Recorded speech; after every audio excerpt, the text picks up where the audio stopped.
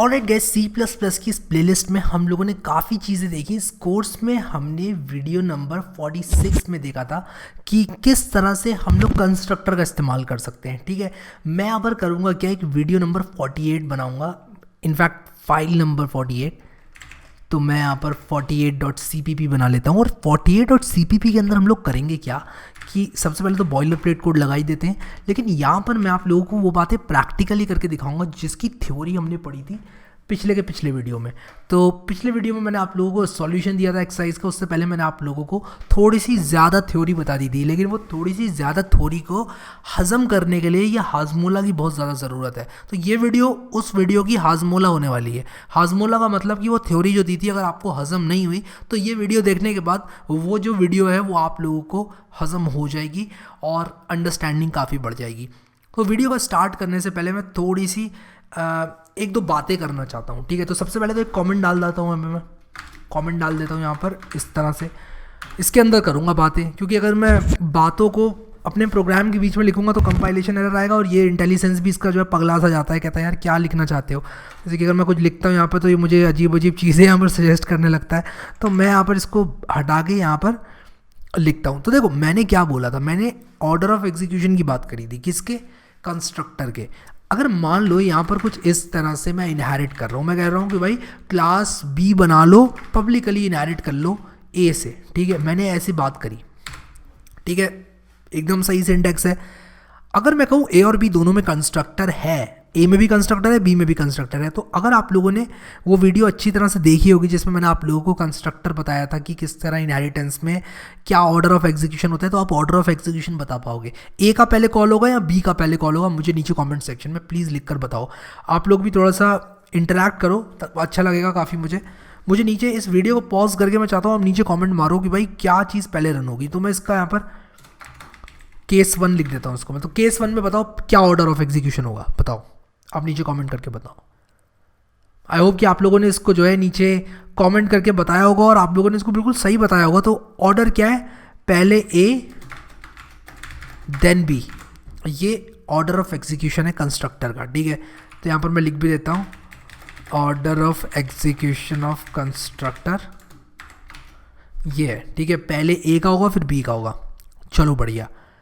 अब अगर मान लो एक मल्टीपल इनहेरिटेंस का केस में ले लूँ, मैं कहूँगी यार एक क्लास ए है उसको मैं बना रहा हूँ पब्लिक बी और पब्लिक सी है, थोड़ा सिंपल रखता हूँ चीज़ों को। अभी प्राइवेट प्रोटेक्टेड मोड में नहीं जा रहा हूँ मैं, यहाँ पर पब्लिक कर रहा हूँ इसलिए मैं, क्योंकि मैं कंस्ट्रक्टर का कॉन्सेप्ट समझाना चाहता हूँ। बी और सी दोनों में कंस्ट्रक्टर है मान लो, ठीक है, और ए का अपना भी कंस्ट्रक्टर है। बताओ क्या ऑर्डर होगा। मैं चाहता हूँ नीचे आप लोग कॉमेंट करो। इसको मैं केस 2 लिख देता हूँ, जितनी देर में मैं केस 2 लिख रहा हूँ आप लोग मुझे केस 2 का आंसर बताओ।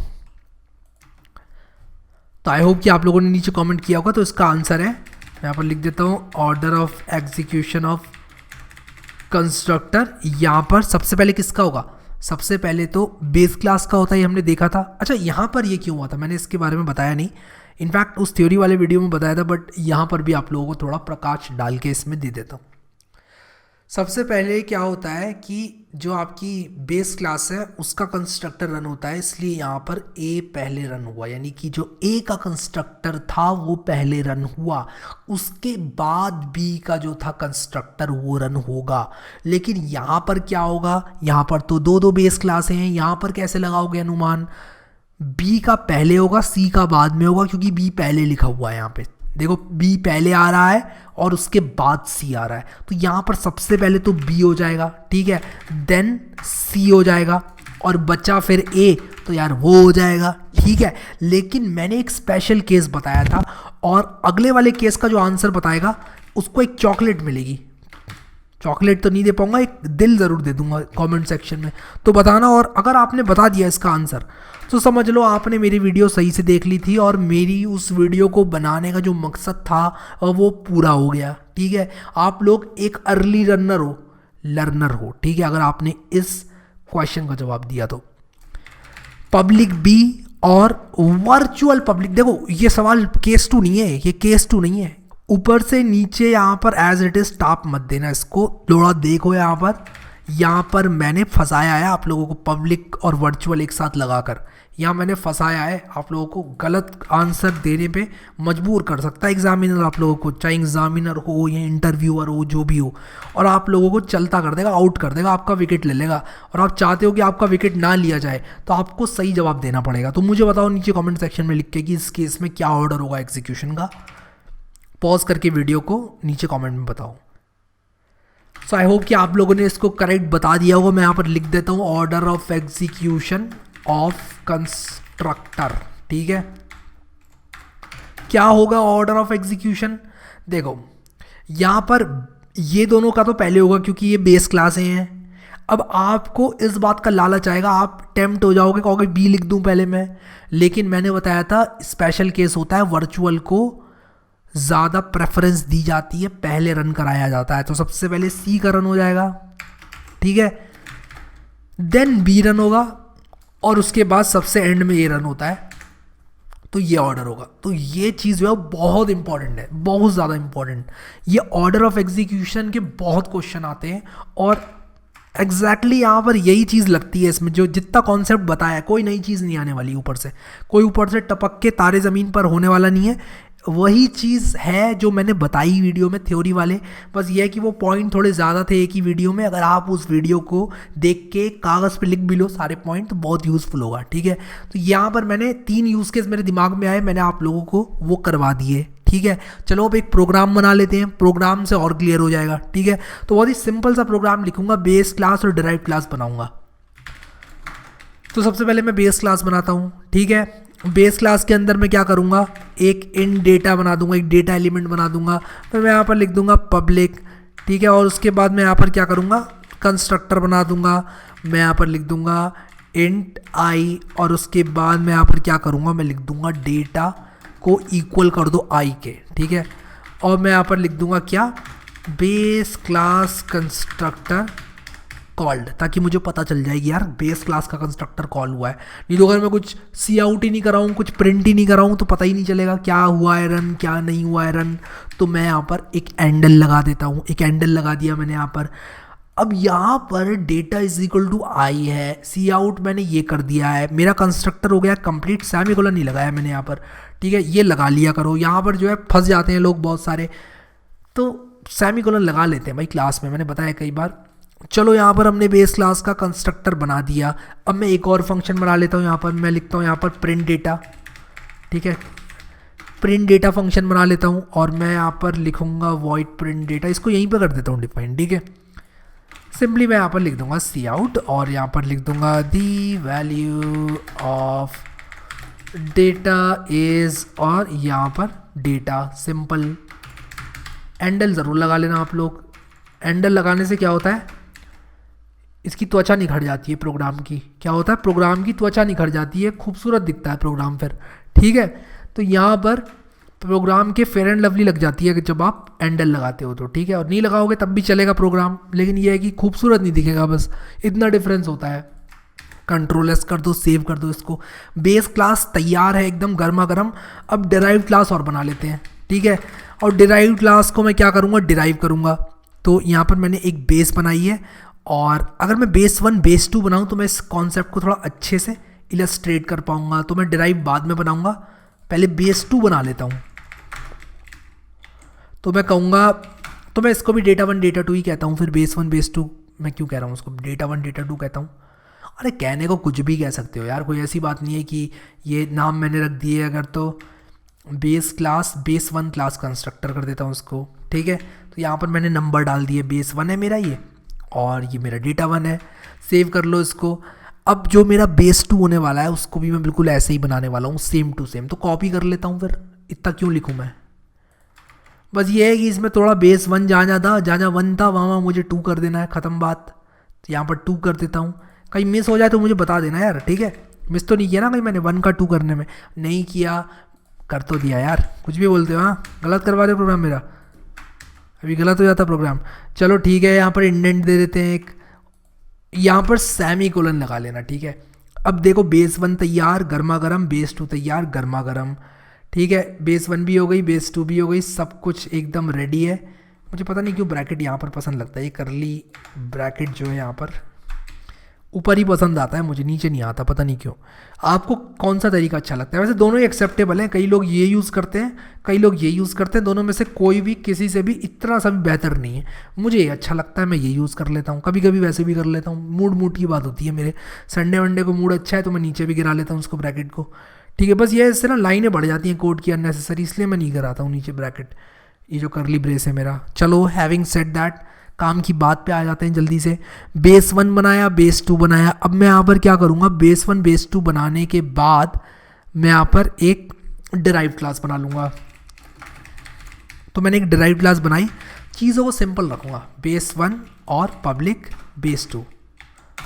बेस 1 और बेस 2 दोनों चीज़ें मैंने यहाँ पर, अभी कैपिटल है यार ये, इंटेलिजेंस भी सही से काम, मुझे इंटेलिजेंस भी बेवफाई कर रहा है मेरे साथ, स्मॉल बी दे रहा है जबकि देना चाहिए कैपिटल। चलो यहाँ पर एक काम करते हैं, नए ले लेते हैं, डेटा डिराइव्ड या फिर डिराइव्ड 1 डिराइव्ड 2 कर लेता हूँ इसको मैं, इसके अपने बना दिए मैंने। अब यहाँ पर मैं क्या करूँगा, इसका कंस्ट्रक्टर बना लूँगा, डिराइव्ड लिखूँगा, और डिराइव्ड लिखने के बाद क्या करूँगा, मैं इसके कंस्ट्रक्टर को कॉल करूँगा। अब देखो यहाँ पर देखना क्या होगा, अब बेस 1 और बेस 2 से ये इनहेरिट हो रहा है, तो मुझे बेस 1 के कंस्ट्रक्टर को भी कॉल करना है, बेस 2 के कंस्ट्रक्टर को भी कॉल करना है। अब सिंटेक्स देखना क्या मैं यूज़ करूँगा, मैं कहूँगा यार मुझे वो 4 नंबर दे दो पहले, तो मैं यहाँ पर इंट ए, इंट बी, इंट सी और इंट डी, यहाँ पर ये 4 नंबर ले लूँगा। अभी वो जो सिंटेक्स बताया था वीडियो में मैंने थ्योरी वाले, उसको यहाँ पर मद्देनज़र लाओ। बेस 1 को दे दो ए और बी, और बेस 2 को दे दो सी और डी, ठीक है। बेस 1 को दे दो ए और बी, और बेस 2 को दे दो, एक मिनट, यहाँ पर एक एक नंबर है, आई एम सो सॉरी, सिर्फ डेटा 1 डेटा 2 है तो सिर्फ एक एक चाहिए इनको, तो मैं इसको ए दे दूंगा, इसको बी दे दूंगा, और मैंने सी और डी डिराइव 1 और डिराइव 2 के लिए बनाए थे, ठीक है। तो मैंने क्या किया, डिराइव्ड यहाँ पर लिखा, मैंने कहा देखो भाई ऐसा है, ये 4 वैल्यूज़ जो मिलने वाली हैं मुझे इस डिराइव्ड क्लास के ऑब्जेक्ट से, ए को बेस 1 को दे दो और बी वैल्यू को बेस 2 को दे दो, ठीक है। और ये दोनों वैल्यू इन दोनों को बांटने के बाद क्या करो, अब लिखो अपना ये डिराइव्ड का कंस्ट्रक्टर, और इसके अंदर क्या करो, डिराइव्ड 1 को बराबर कर दो सी के, और डिराइव्ड 2 को बराबर कर दो, डिराइव्ड 2 को बराबर कर दो किसके, डी के, ठीक है। समझ रहे हो मैंने क्या किया यहाँ पर। और यहाँ पर मैं एक सी आउट मार देता हूँ, मैं यहाँ पर लिखूँगा डिराइव्ड क्लास कंस्ट्रक्टर कॉल्ड, ठीक है। और यहाँ पर फेयर एंड लवली लगा दो, एंडल, ठीक है। एंडल लगा दिया, खूबसूरती बढ़ जाएगी इसकी प्रोग्राम की। चलो जी बढ़िया, यहाँ तक तो भाई एकदम हमने तबाही मचा दी है। अब एक प्रिंट डेटा मैं यहाँ से कॉपी कर लेता हूँ, एग्जैक्टली सेम, मतलब सिमिलर। यहाँ पर मैं सिंपली क्या करना चाहता हूँ, मैं द वैल्यू ऑफ डिराइव्ड 1 और डिराइव्ड 2 लिखना चाहता हूँ। तो मैं यहाँ पर डेटा 1 डेटा 2 नहीं, डिराइव्ड 1 डिराइव्ड 2 लिखना चाहता हूँ। तो मैं काम करता हूँ यहाँ पर, थोड़ा सा आलसी आदमी होने के कारण डिराइव्ड 1 और डिराइव्ड 2 इस तरह से लिखूँगा, कंट्रोल डी लगाऊंगा यहाँ पर, और यहाँ पर भी कर दूंगा डिराइव्ड 2। तो डिराइव्ड 1, उप्स कैंसिल, कंट्रोल एस, डिराइव्ड 1 की वैल्यू प्रिंट हो जाएगी, डिराइव्ड 2 की वैल्यू भी प्रिंट हो जाएगी। अब देखो मैं क्या करूँगा, देखो मैंने यहाँ पर किया क्या, एक बार और ज़रा बर्ड आई व्यू ले लेते हैं, चिड़िया आँख व्यू ले लेते हैं इसका, ठीक है। बेस 1 बेस 2, बेस 1 बनाई मैंने, बहुत ही सिंपल सी क्लास बनाई है यार, कोई टेंशन लेने की ज़रूरत नहीं है। डेटा 1 बनाया है, कंस्ट्रक्टर बनाया है जो कि डेटा 1 को वैल्यू दे देता है जो भी यूज़र डाल रहा है उसमें, और प्रिंट डेटा मैंने बनाया जो कि इसकी जो डेटा की वैल्यू है उसको प्रिंट कर देता है ऐसे कैसे ही, कोई रॉकेट साइंस नहीं। सिमिलरली बेस 2 को तो मैंने एकदम चेप दिया, बेस 1 ही बना दिया एकदम, बस डेटा 2 कर दिया उसको। फिर मैंने बेस 1 और बेस 2 से एक डिराइव्ड क्लास बनाई। मैंने कहा इसमें 2 अपने प्राइवेट डेटा मेंबर्स हैं, प्राइवेट तो डेटा 1 और डेटा 2 भी थे, याद रखना आप लोग, इसके अपने प्राइवेट डेटा मेंबर्स हैं, डेटा डिराइव्ड 1 और डिराइव्ड 2। डिराइव्ड 1 और डिराइव्ड 2 को भी मुझे इनिशियलाइज कराना है, मुझे यहाँ पर बेस 2 और बेस 1 को भी यहाँ पर क्या कराना है, इनिशियलाइज कराना है। तो मैं क्या करूँगा, मैंने कहा कि यार डिराइव्ड 4 वैल्यूज़ को ले ले, एक बार डिराइव्ड 4 वैल्यूज़ को ले ले तो क्या होगा, इन 4 वैल्यूज़ को मुझे अब डिस्ट्रीब्यूट करना है। ए है मेरे बेस 1 की, बी है मेरे बेस 2 की, और सी और डी किसकी है? सी और डी डिराइव्ड की, यानी कि डिराइव्ड 1 और डिराइव्ड 2 को देना चाहता हूँ मैं। तो बेस 1 के कंस्ट्रक्टर को ए सौंप दूंगा और बेस 2 के कंस्ट्रक्टर को बी पकड़ा दूंगा, और सी और डी क्या करूँगा? यहीं के यहीं पकड़ लूँगा। Derived 1 is equal to C, derived 2 is equal to D, ठीक है। और यहाँ पर ज़रा एक सी आउट कर दूंगा ताकि जब कॉल हो ना फंक्शन तो कुछ दिखना चाहिए टर्मिनल में, नहीं तो बड़ी शांति के साथ बड़े चुपके से रन होकर प्रोग्राम पता भी नहीं चलता कब रन हो गया, ठीक है। तो इसलिए सी आउट लगा लेता हूँ मैं अपने प्रोग्रामों में। फिर प्रिंट डेटा भी क्या करेगा? डिराइव्ड 1 और डिराइव्ड 2 को डंप कर देगा, सिंपल, ठीक है। अब देखो यहाँ पर मैं क्या करता हूँ। अब यहाँ पर मैं क्या करूँगा? डिराइव्ड क्लास का एक ऑब्जेक्ट बनाऊँगा जिसका नाम मैं रखूँगा हैरी, और 1 2 3 और 4 दे दूँगा इसको मैं, ठीक है। तो मैंने यहाँ पर डिराइव्ड क्लास का एक ऑब्जेक्ट बनाया जिसका नाम मैंने रख दिया हैरी, और मैंने 1 2 3 4 इसको पकड़ा दिया। अब मैं क्या करूँगा? यहाँ पर मैं ये करने के बाद लिखूँगा हैरी डॉट प्रिंट डेटा, ठीक है। तो ये जो प्रिंट डेटा है मेरे, यहाँ पर मुझे इनको प्रिंट डेटा को ज़रा इनके नामों को बदलना पड़ेगा क्योंकि इनके नाम सेम हो रखे हैं यहाँ पर। तो प्रिंट डेटा बेस 1 कर देता हूँ इसको प्रिंट डेटा बेस 2 कर देता हूँ, और इसको यहाँ पर कर देता हूँ प्रिंट डेटा डिराइव्ड, ठीक है। तो यहाँ पर प्रिंट डेटा बेस 1 को कॉल करा कर मैंने, तो ये देखो यहाँ पर प्रोग्राम बिल्कुल एकदम सॉलिड कंपाइल होगा। बेस 1 के डेटा को प्रिंट कर दिया इसने, 1 यहाँ पर आ गया, ठीक है। और यहाँ पर देखो बता भी रहा है, कह रहा है बेस 2 क्लास कंस्ट्रक्टर कॉल हुआ मेरा, और डिराइव्ड क्लास कंस्ट्रक्टर तो कॉल हुआ ही हुआ, ठीक है।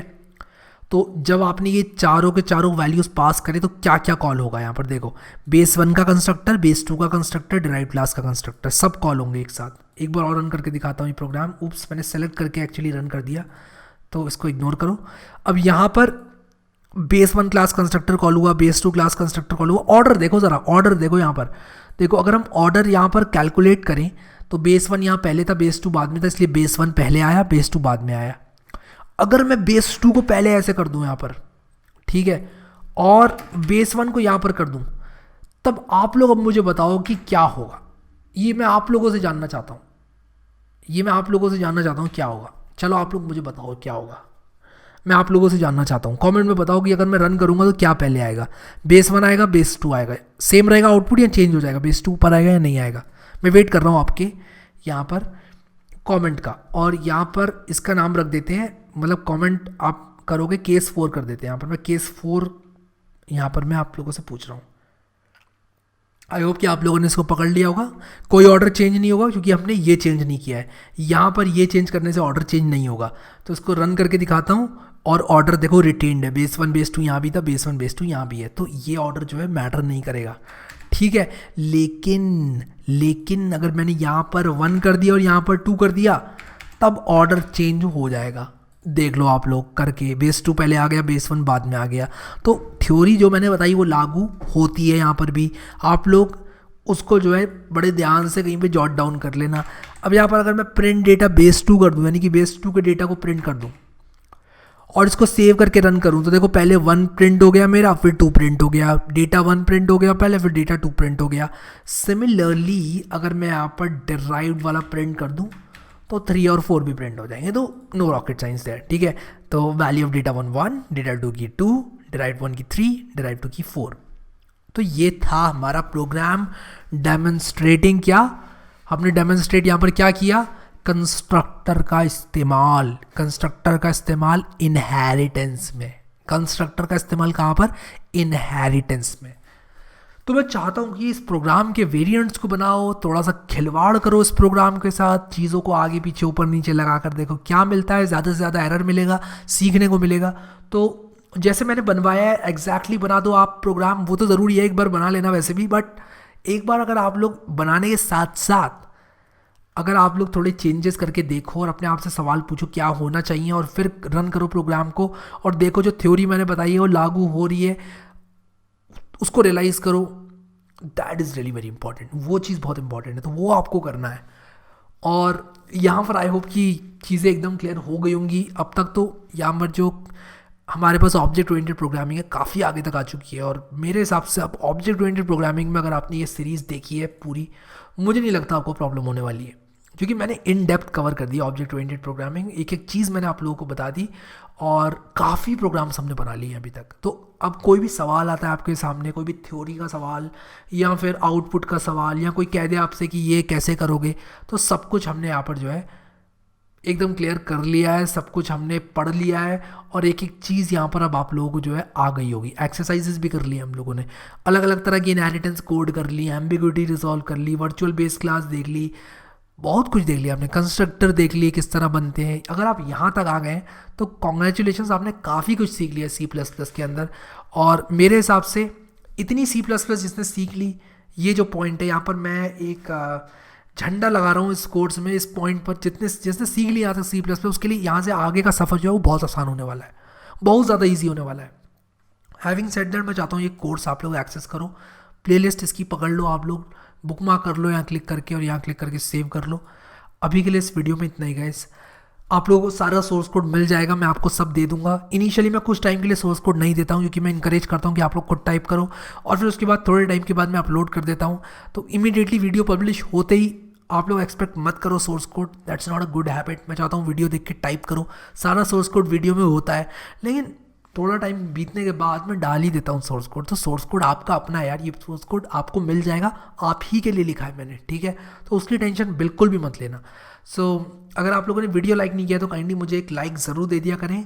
अभी के लिए इस वीडियो में इतना ही guys. Thank you so much guys for watching this video and I will see you next time.